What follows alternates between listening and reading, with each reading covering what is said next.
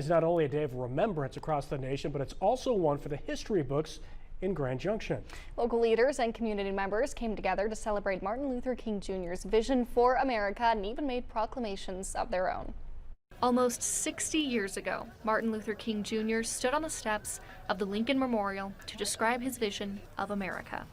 And almost 55 years ago, Martin Luther King Jr. was shot and killed, but his legacy continues to live on. On this cold and rainy January day, community members, leaders, and local law enforcement gathered at the steps of City Hall to begin their own MLK Jr. March. Grand Junction Mayor Anna Stout declared the 16th of January officially Martin Luther King Jr. Day in the city of Grand Junction and renounced racial discrimination and intolerance. Those who helped gather the crowd and gave remarks reflected on the significance of having a march to remember MLK and what he stood for. To get another mindset, another way of thinking about what racial discrimination is, what it has done, how embedded it was into our society, and now the changes that have been made.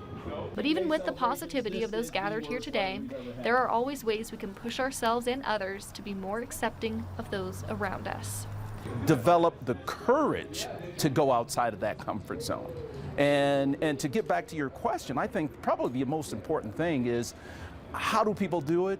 They have to have courage. Holmes says with events such as this one, we could be pushed out of our comfort zone and try something new and even learn something in the process. Meet people where they are.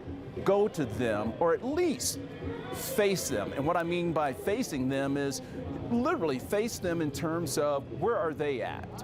What can they do? How can I be of assistance? How can I help them? And by helping them, how can I help myself? After all, in the words of the late Martin Luther King Jr., we shall judge a person by the content of their character and not by the color of their skin. Today's event was just one of many across the state where thousands can be found honoring MLK Jr.'s legacy.